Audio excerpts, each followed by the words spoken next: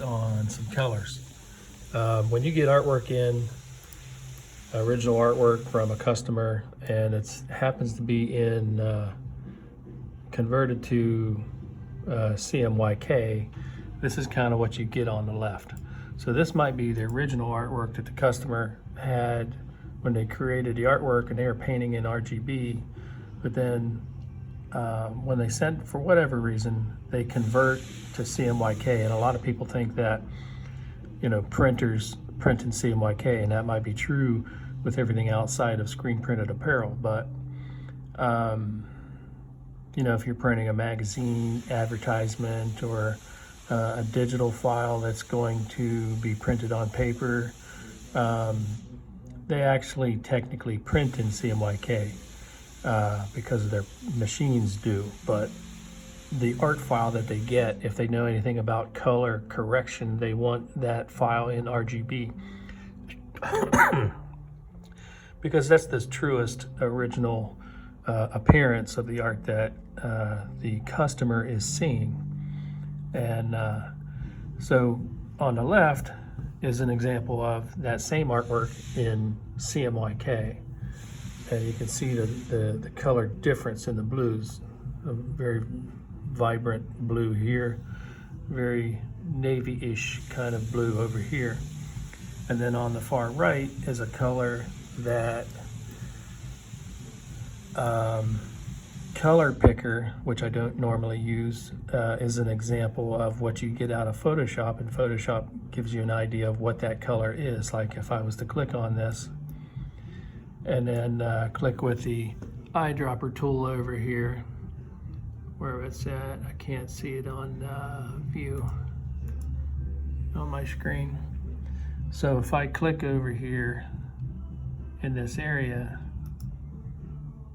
and then I want to get an idea of what this color is, and so I click on that color, get a reference. I guess I got to activate the RGBs first. Cancel. Yeah, now I'm getting it. So I reference that color and then click over here on the color icon, the palette icon, and it tells me this color. These are my CMYk values, RGB, HSB, LAB. But then if I go to color libraries, it tells me that that is an 072. So this is my reference color, and then this is the color it's telling me that it is. So Photoshop does not do an excellent job of color picking, just so you know that. So then what I do is I come in with my Pantone book and I go through all my blues, and I try to pick a color, hold it up to the screen, and then I can wade through my different blues and I pick up, let me pull one out here. One, I'm trying to hold it up and pick a color that's going to match that. And really, in the end, I can't really nail down a good blue in Pantone color either that matches this artwork, because, you know, RGB is just a little too vibrant for the Pantone color swatches. It gets as close as it can, but you know, Pantone does a good job at matching colors as best they can, but they can't match computer colors with millions of colors made, you know, in there that make that color up. So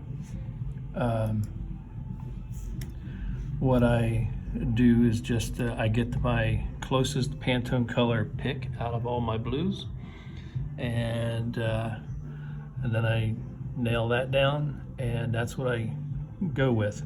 And I probably go with something like a 300 blue, and it's going to be closer to this than this will be if I'm referencing their CMYk conversion, and it's going to be closer than using Photoshop's color conversion of 072.